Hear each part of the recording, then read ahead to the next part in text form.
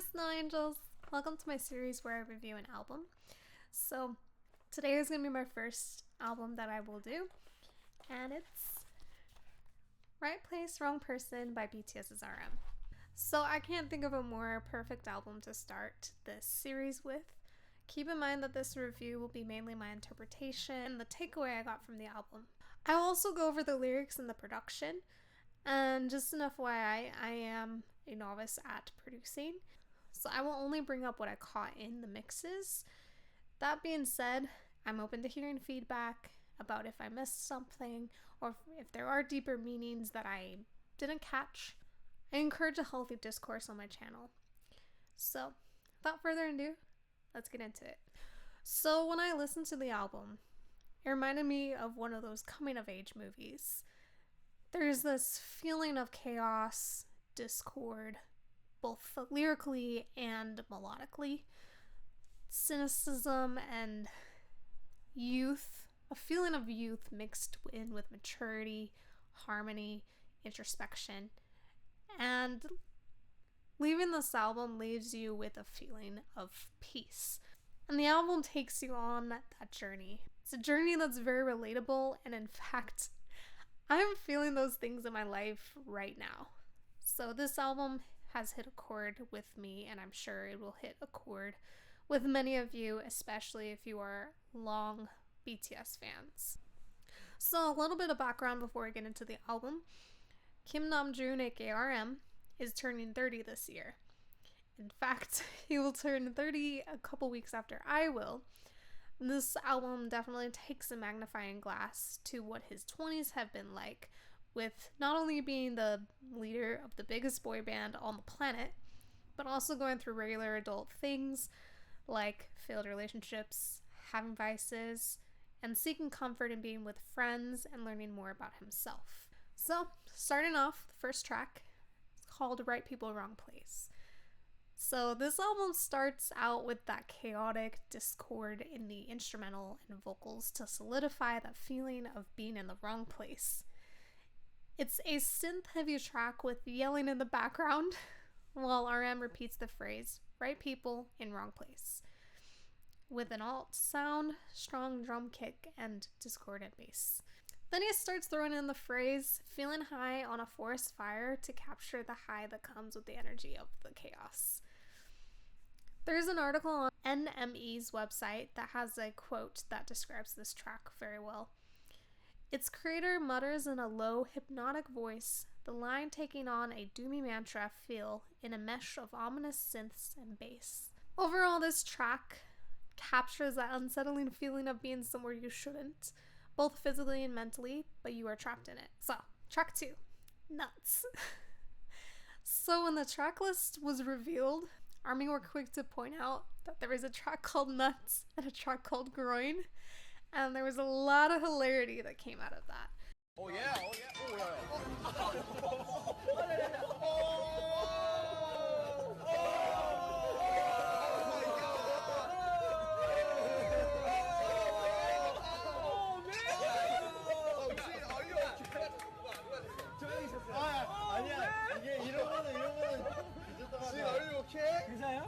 But this song is no joke. It starts out with a strong 808 beat, the warp bass comes in, then a hit of bongos, if I'm not mistaken. You're already being swept into a retro R&B vibe that permeates through the album. At a glance, the song seems to be about the high you get from the physical aspects of being in a relationship, but later it takes a turn that's a little more unexpected, which I will get into. So the hook says, I can make this right place for you. And that already gives a clue that this relationship wasn't the most healthy, with him trying to please her when it seemed like she was becoming disinterested, even bringing up that she's looking at Kakao Talk too much. The instrumental changes up when it goes into the section, now laid back, where the synth and the lead guitar takes over. He takes a more melodic tone with harmonies in the background, then it goes back to the synth, bass, drum, and hard-hitting raps, the discordant sound circling back in that I had discussed at the beginning. During the second verse, it takes a turn lyrically, and gives us a closer look at the relationship. But since it's in Korean, I'm gonna bring up the translation so that you can really see more about what happened there. Since you left, I finally feel alive. Every night I write letters to my past self. With just a glass of whiskey, all the memories come pouring out, praying to a God I don't even believe in, so that you can move on from being my everything in your 20s. I sincerely wish for your happiness, even though you probably won't believe me. It was a tough relationship. He is so candid in this section about the aftermath of the relationship and how he handled it through reflection, drinking, and ultimately hoping for the best for the both of them as they move on. I especially relate to the feeling of praying to a God that you don't believe in, since I was raised in a religious background where I was taught to pray when things went to shit. Now that I no longer believe in God, it's tough to go through hard things and feel tempted to pray again because that's what I was taught to do. So I loved that he brought that up, that struggle internally. Which brings us to track 3, Out of Love. It starts out with a heavy low bass with distorted vocals. My life is out of love, with harmonies that don't sound good together on purpose to give that feeling of things not feeling right. This track is by far the most cynical, with primary metaphor of using a pack of cigarettes to burn love, hate, and even life away into vices. This is communicated through a more aggressive rap from RM. In the lyrics, he acknowledges that his vice of smoking and drinking is bad for him, but that people need to mind their business. So this reminded me of when he accidentally put a picture of him smoking on his Instagram story and then deleted it. It was a shitstorm on the internet with some fans and antis alike hating on him for smoking. He's not the first member to have this happen, by the way, so it's refreshing to see him bring it up here in this track. And a quick background about Korea as someone who lived there for 4.5 years and only left a couple months ago. Everyone fucking smokes in Korea. As great as Korea seems, it's stressful as hell to live and work there. The work-life balance is terrible, with high demands in the workplace, and in general, it's a high-pressure society to live in. In fact, a couple years ago, I was so stressed out from my job that I almost took up vaping, even though I don't want to have a nicotine addiction. Some days it took all that I had to not get one or take one from one of my coworkers. And I'm not even a celebrity, and I'm not under the kind of pressure that a celebrity in Korea is. Namjoon is the leader of the biggest boy band in the world and is from a very conservative country where everyone is expected to be perfect, look perfect, and act perfect. He's under so much pressure all the time to be perfect and to be a good leader for the other 6 members, even translating when they are overseas. He has been a key speaker at the UN many times and he even spoke at the White House. I cannot begin to imagine the pressure he's been under. And he's barely younger than me. So when this bullshit was going on, I was like, grow the fuck up. He is a grown man. If you had to deal with 100th of the pressure he goes through, you do worse. Anyway, while this isn't my favorite track on the album, it's an important one. It shows you the ugly to give the message that we really don't know him. He is ultimately a stranger in a way that we don't know him personally and have no right to judge his life choices. Track 4. I hope I say this right. Domodachi, featuring Little Sims.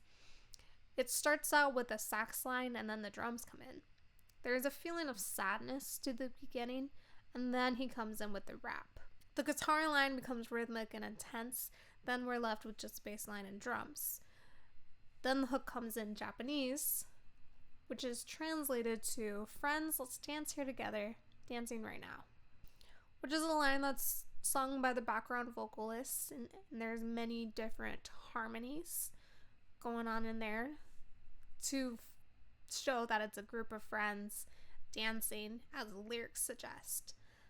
Little Sims comes in the middle with a faster rap and beat, and it really slapped. The track ends with the hook repeated until it's a cappella, which is something that happens a lot in this album. My interpretation of the lyrics is that he's tired of the bullshit and being used. He just wants to have fun and dance with his friends. A very relatable feeling to have as an adult.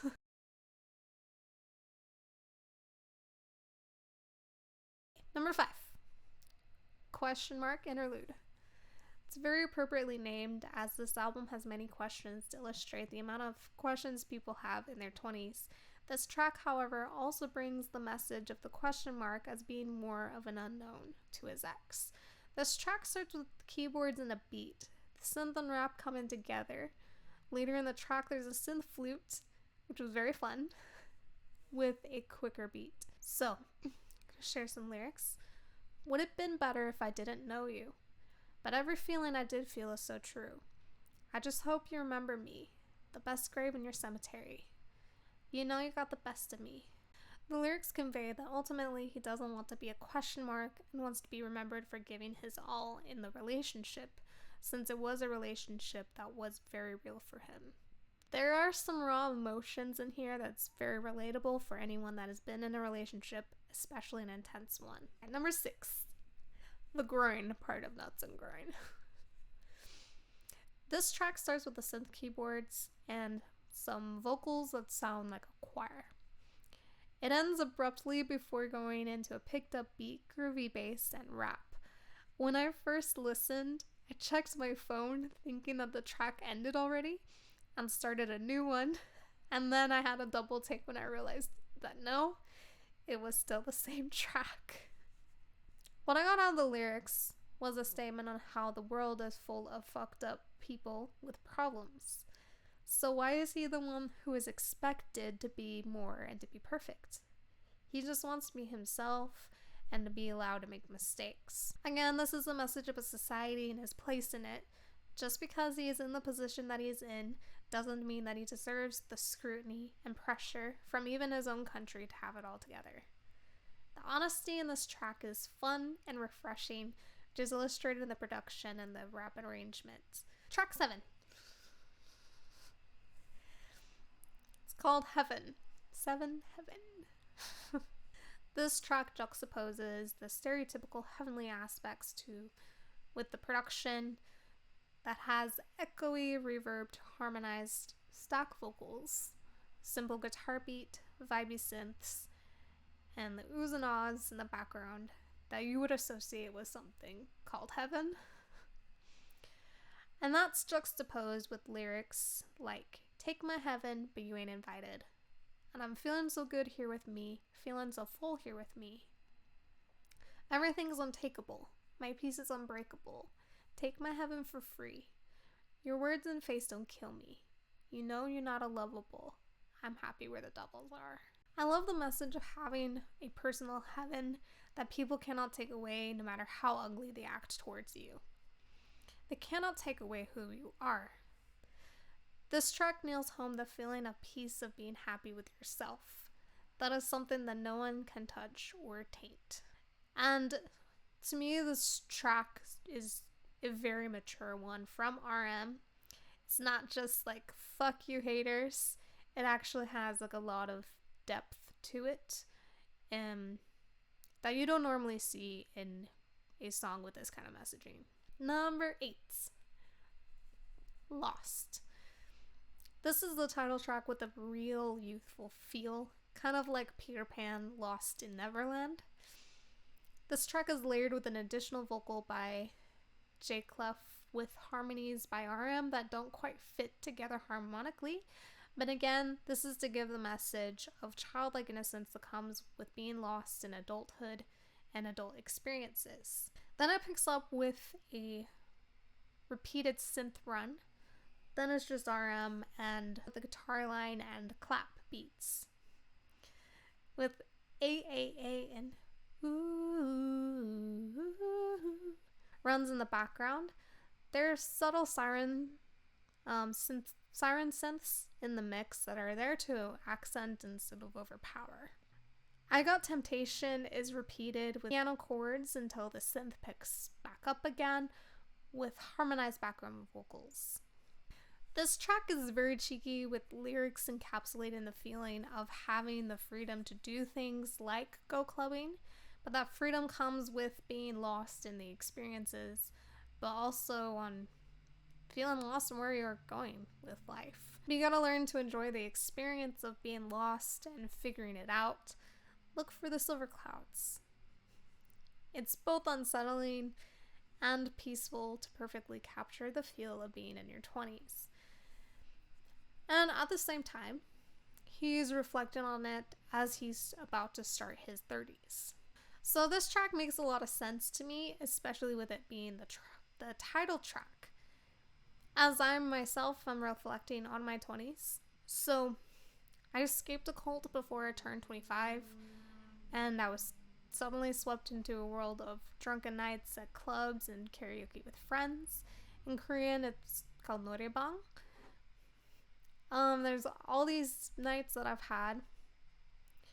Not all the time, of course, but where I would meet new friends with strangers and dancing to forget how difficult figuring out your own shit is. It gives me nostalgia of living in Korea and going out in Hongdae, and specifically of a birthday party I had 2 years ago when I went to karaoke with friends, and then we went bar hopping, and then I went to a club with people I met at my initial party, since one of my friends brought her friends. So I went with her friends to this club, and we danced for a couple hours, and then we went back outside and met new people, and I ended up going to karaoke with them at 6 a.m.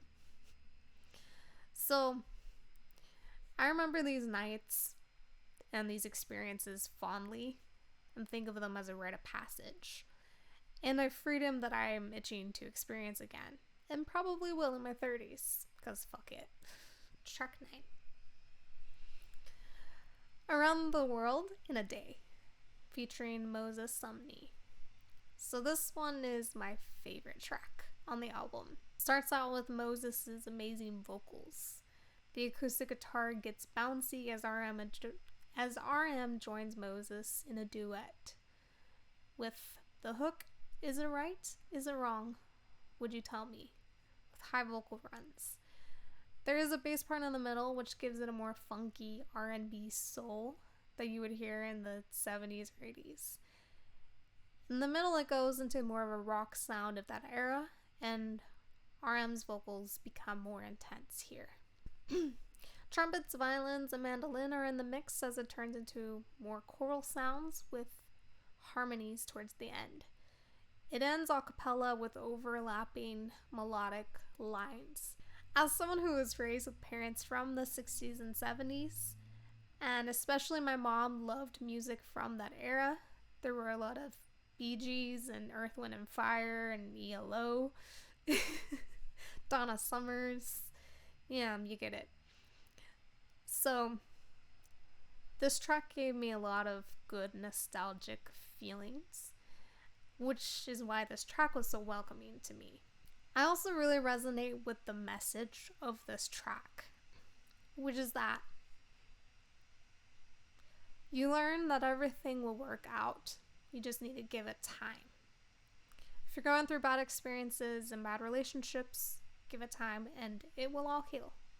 Okay, track 10 has these, and in parentheses it's credit roll. So that symbol is the Korean U with a Y in front of it. In texting, you use the two U symbols next to each other to show crying. In this track, however, it means the grateful cry for those who have listened to his music and what he has to say. It starts with a synth key run with lots of reverb, then RM and the bass harmonize together. Usually it wouldn't work well to have the vocalist and the bass line do like the same melodic and rhythmic structure, but it really works here. The harmonies are stacked throughout the track, and then eventually the track ends with just him singing a cappella. This is to emphasize the message of, when the credits roll, do you hang tight? Do you stay inside or go off to life? I'm so grateful for everyone's time. That at the end, he is alone since everyone goes on about their own lives. but he hopes that we enjoyed his music. It kind of gives ending of a concert, to my opinion. Like, we all came for the show, but at the end we go home, and the artist is grateful for the support, but then he also goes home. Finally, track 11, Come Back to Me. So this was actually the pre-release track, but it was also the perfect track to close out the album. When I first listened to it a couple years ago, it reminded me of the kind of tracks you would hear in a coming-of-age movie. It starts out with synth vocal harmonies, acoustic guitar strumming, gentle maracas, and a whistle riff. This track showcases RM's easily digestible, soft, and simple vocals. This track also communicates a story throughout it.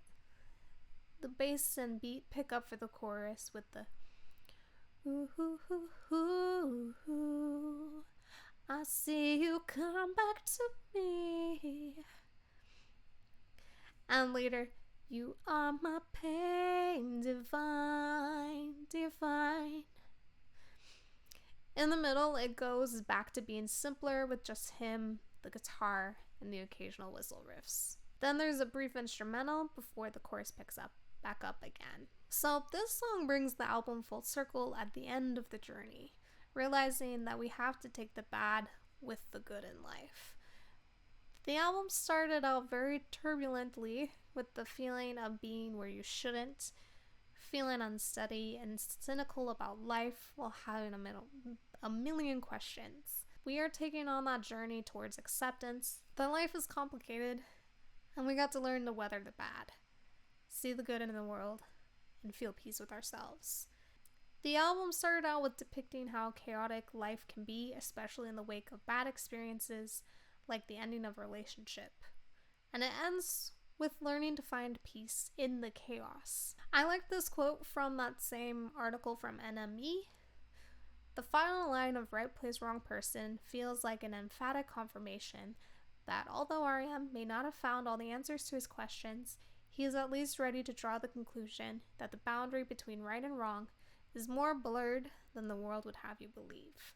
I, for one, have enjoyed RM's coming of age story that I have been able to witness for the past 6 years of being a part of ARMY. And although I don't know him personally, his music has helped me get to know myself personally as he has explored getting to know himself through his music. He has always been an intellectual with deep thoughts and feelings. I love that he is comfortable enough with letting us peek at that, even with exposing the ugly imperfections. In that journey, we are able to see that it's actually beautiful instead of ugly. And that's how life is. We experience right people, right places, and wrong places. But in the end, we always have ourselves. So, thank you so much for watching. Please let me know your thoughts on my review and interpretation of this album. Please let me know your interpretations as well, especially if I have missed something or if there's an insight that you have, something that I didn't catch. I love to hear it because that's the beauty of music. We can find deeper meanings the more we listen, and also it can mean a lot of things for different people. Anyway, if you like this video, please leave a like, comment, and subscribe, and I will see you in the next video. Bye. Bye guys. See ya. Stay healthy. Careful of the weather, rains, corona, shit problems that we have from relationship. But at the same time, we still know that the shit happens every time. So I think c'est la vie, that's life.